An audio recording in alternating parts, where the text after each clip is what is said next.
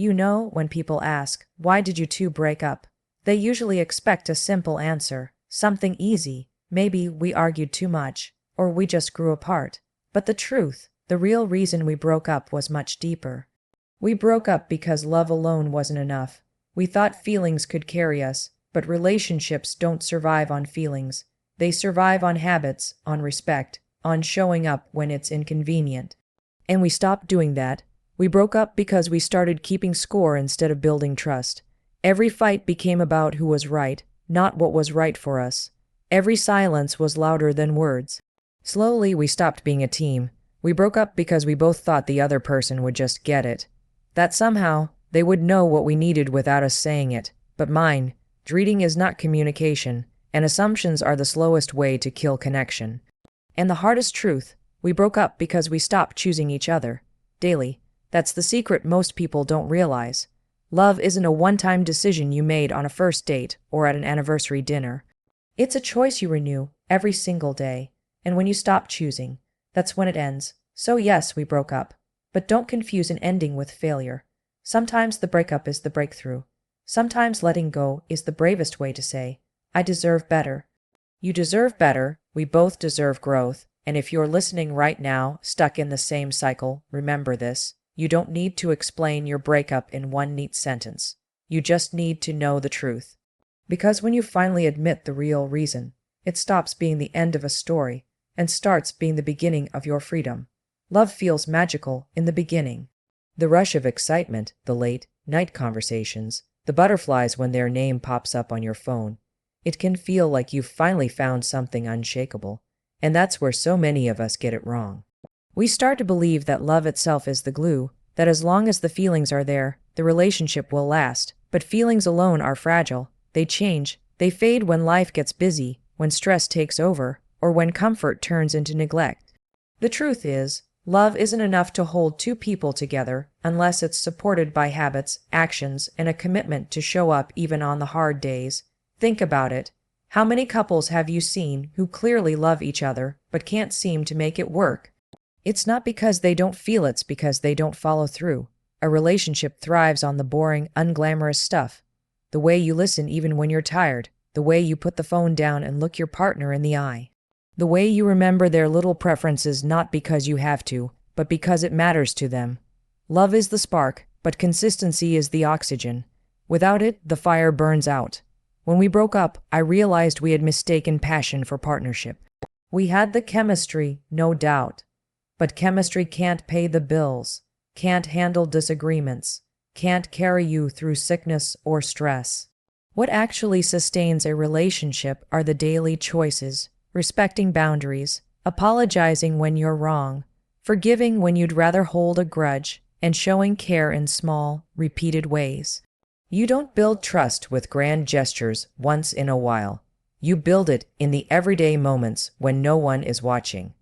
Another hard truth is that respect is non-negotiable. Love without respect is like building a house on sand. It might look good for a while, but it won't hold up when the storm comes. Respect is how you speak to each other in the middle of an argument. It's whether you listen to understand or just to defend yourself. It's whether you honor their dreams even if they don't match your own. Love says, "I feel for you." But respect says, "I see you, I value you, I choose to treat you with dignity no matter what." Without that, love turns toxic fast. And then there's showing up when it's inconvenient. It's easy to be present on anniversaries, vacations, or when everything is going right.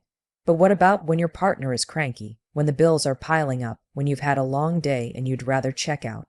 That's when it really counts. A strong relationship isn't about how good you are when life is easy. It's about how consistent you are when life is hard. That's what separates couples who make it from those who don't. So yes, love is beautiful, but it's not enough on its own. Feelings are fleeting, habits are lasting, respect is grounding, consistency is what builds the foundation.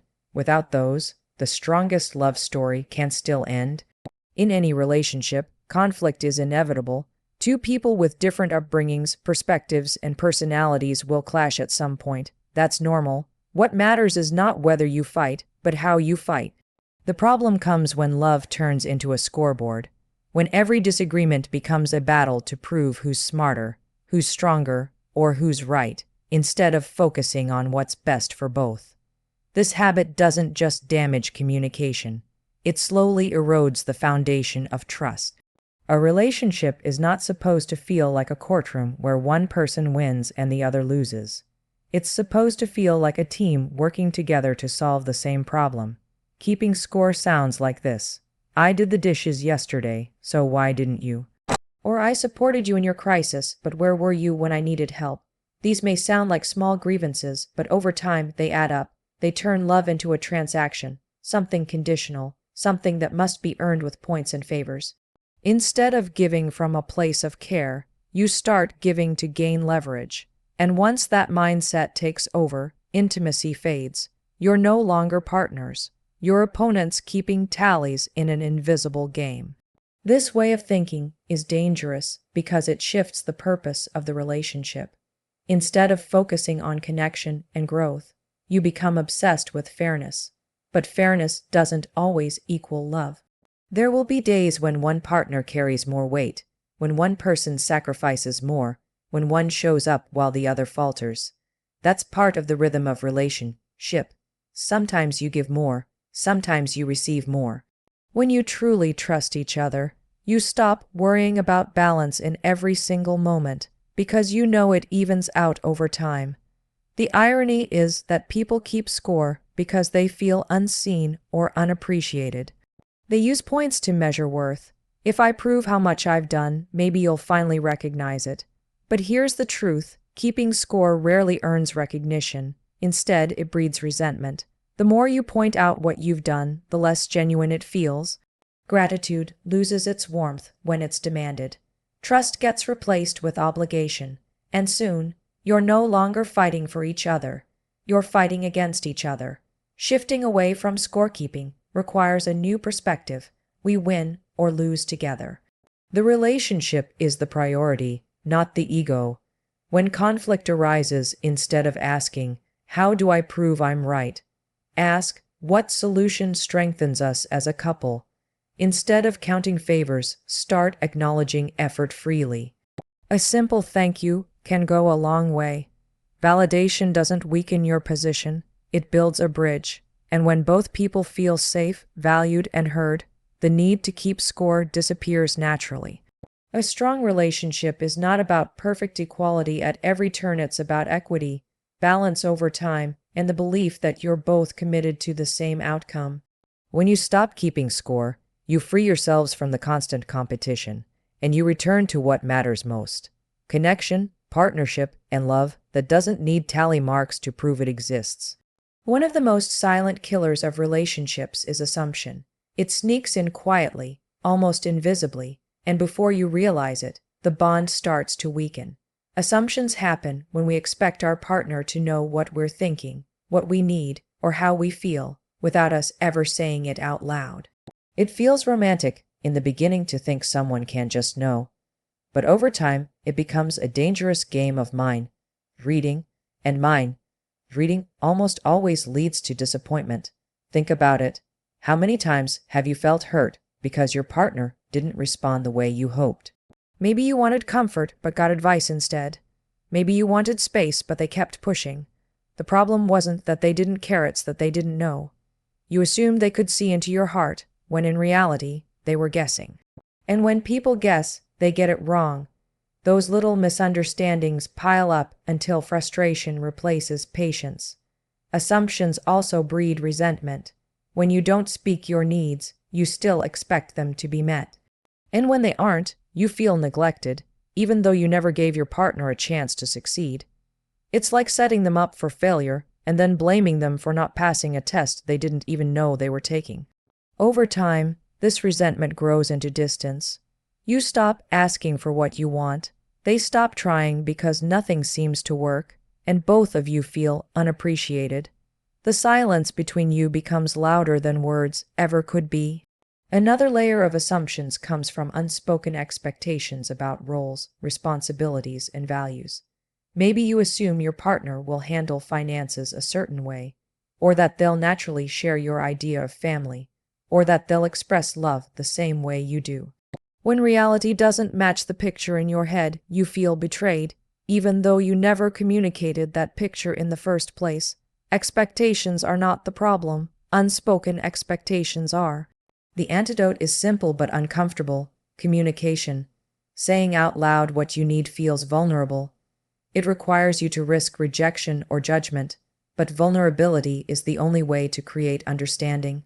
When you say, "I need reassurance right now," or "I feel loved when you check in with me," you give your partner a chance to show up for you. And when both people practice this kind of honesty, the relationship becomes a safe place where assumptions no longer control the narrative.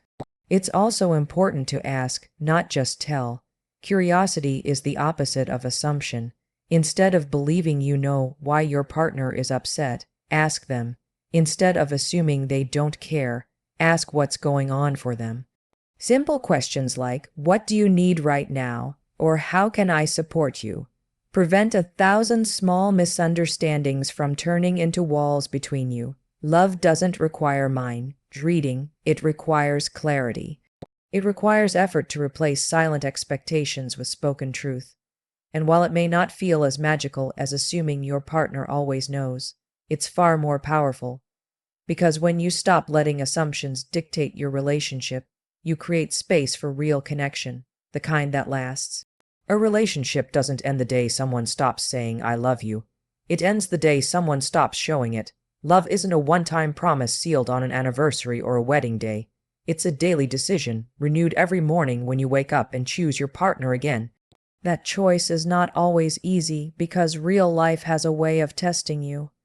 There will be mornings when you don't feel the spark, days when work drains you, nights when stress outweighs affection. But commitment isn't about convenience. It's about consistency. It's about saying, "Even when it's hard, I still choose you." The mistake so many of us make is thinking that once we've said yes, the work is over. We assume love will coast on autopilot. But autopilot doesn't work in relationships. Neglect creeps in slowly. A missed compliment here, a forgotten hug there, a conversation replaced by scrolling on your phone. One day doesn't hurt, but stack 100 of those days together, and you'll look across the room and realize you feel like strangers. Choosing your partner every day means interrupting that cycle before it begins. Sometimes that choice looks small: sending a text to say you're thinking of them, putting your phone down to really listen, making coffee the way they like it without being asked.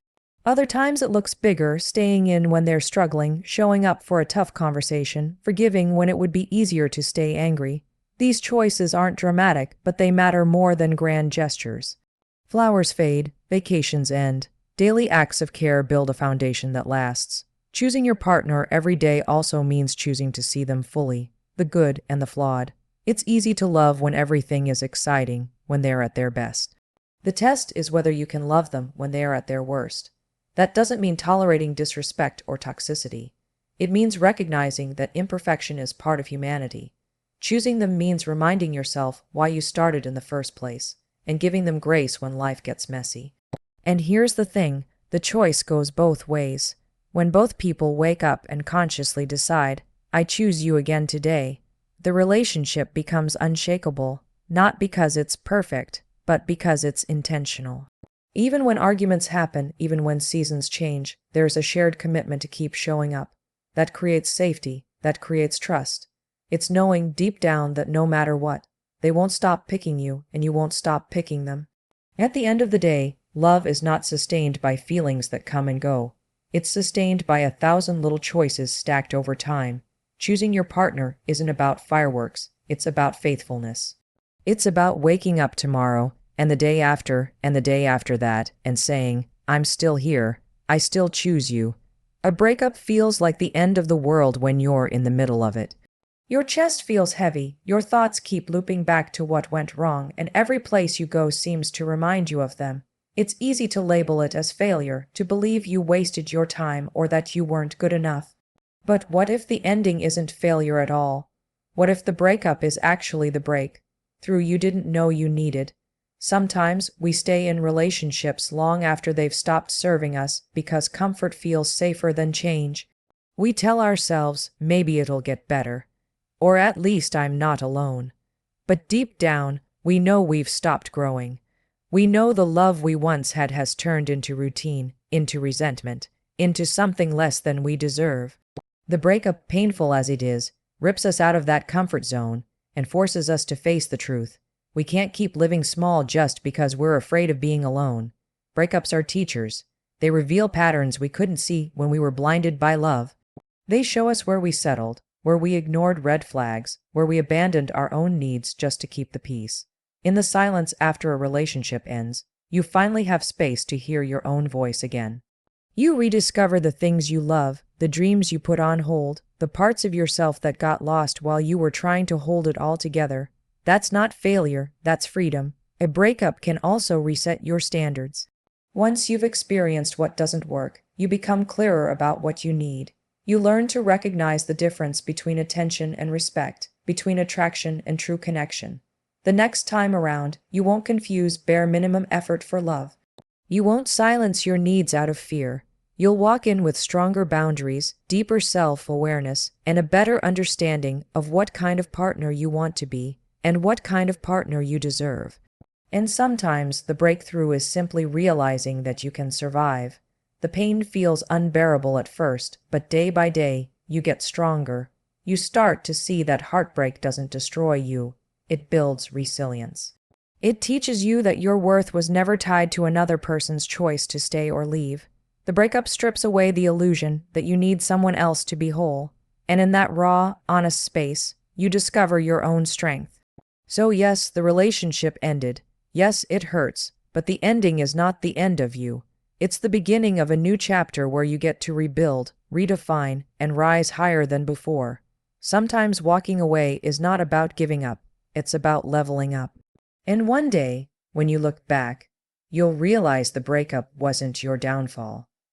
It was the moment you finally broke free. At the end of it all, the real reason we broke up wasn't just about arguments, distance, or misunderstandings. It was about forgetting the daily choices, the respect, the trust, and the honesty that truly sustain love. And if there's one lesson I've learned, it's this.